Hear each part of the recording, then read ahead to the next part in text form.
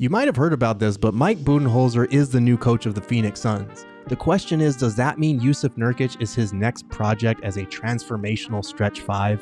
On day 13 of Suns season previews, we're going to be talking about the strengths and weaknesses of Nurkic's game and what to expect as he goes back to taking more threes this season. We have to start with the biggest area for improvement in Nurk's game, which is obviously his finishing around the basket. According to Cleaning the Glass, Nurk shot 60% at the rim last year, which ranked in the 15th percentile among centers. But this wasn't a new issue. Nurk has never shot better than 63% at the rim, and he's never ranked higher than the 34th percentile at his position in rim accuracy. Considering Nurk was in the 74th percentile in rim shot quality, it's hard to realistically see those numbers improving very much. Maybe playing with a traditional pick and roll partner will help, but his rim touch might just be what it is. The question, then, is whether Nurk can help open up the floor further as a three-point threat. He doesn't need to be a 40% three-point shooter on high volume to have value as a floor spacer. Even something close to his best year in Portland, when he made 36% of his 2.3 attempts per game, would add a new pick-and-pop dynamic to the Suns' high-powered offense. His first season in Phoenix, Nurk showed signs of wanting to take more threes, attempting 77 leading up to January 11th.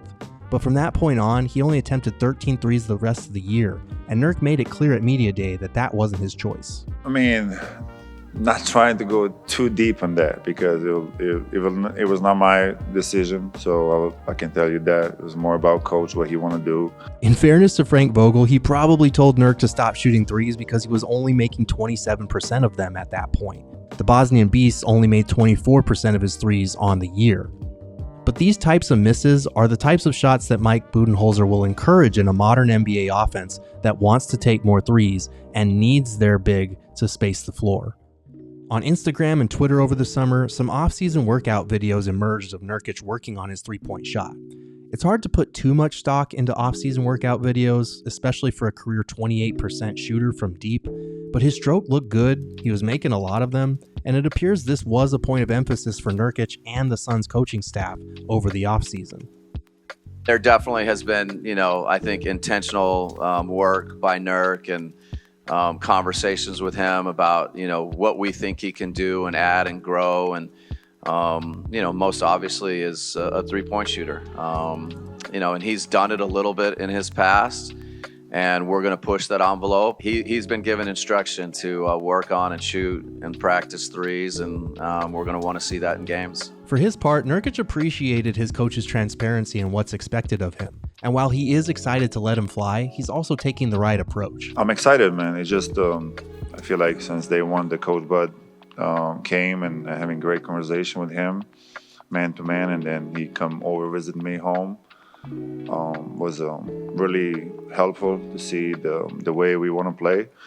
It doesn't mean I'm going to just, shot 10 threes a game. I wish, but it's not going to happen. And especially, as a team, we want to get better there, making, attempting and making more threes. But even if the Nurk and pop doesn't work out, Nurkic still brings plenty to the table in terms of being a brick wall screen setter. Last year, Nurkic ranked in the 97th percentile in screen assists per 75 possessions, and he was actually fourth in the entire NBA in screen assists per game.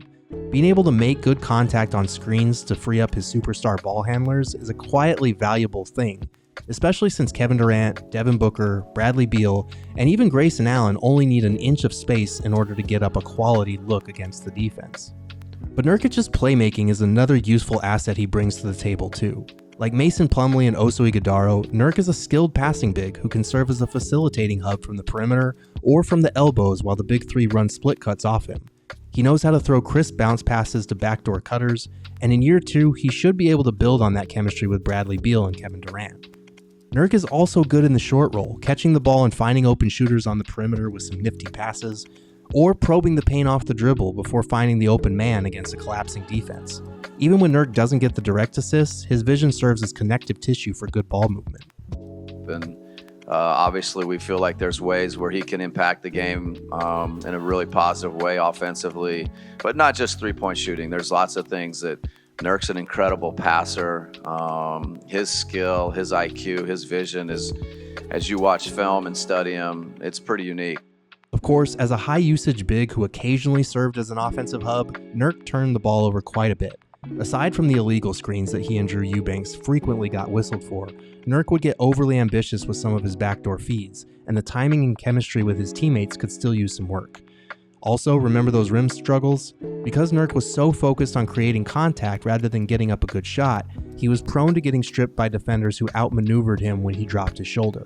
According to Cleaning the Glass, Nurkic's 18.2 turnover percentage ranked in the 10th percentile among all centers last year. Some of the concerns with Nurk also extend to the defensive end. He's not exactly fleet-footed on switches, especially when he's tired or when he's out on the perimeter, and that leaves him prone to getting blown by like some of these ones from an early season loss to the Lakers last year. This is 3 blow-bys in a row that just can't happen. With that being said, Nurk actually performed better on the defensive end than a lot of people gave him credit for. He was surprisingly capable in drop coverage, and even at the level of the screen when he was fully engaged. He held opponents to 8.6% worse shooting at the rim than normal, which ranked in the NBA's 89th percentile, and he also placed in the 92nd percentile in rim contests per 75 possessions. Those numbers don't factor in blow-bys, and Nurkic only ranked in the 59th percentile in perimeter isolation defense. But for the most part, he was active, displayed an ability to execute drop coverage, and generally did what Vogel wanted him to do.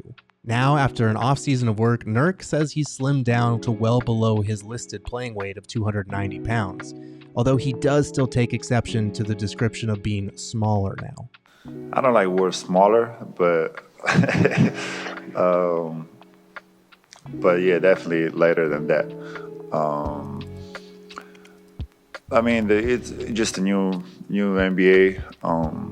The way we move and you know, just I think precaution for me to stay healthier, coming in lighter, moving better. You know, my number one goal was just get healthier with hands, and I was doing so much through the last season. But overall, I'm really in a great spot, probably the best I've been in a long time. Can this slimmer version of Nurk be more mobile on the defensive end and transform into a stretch-5 on the other side of the ball?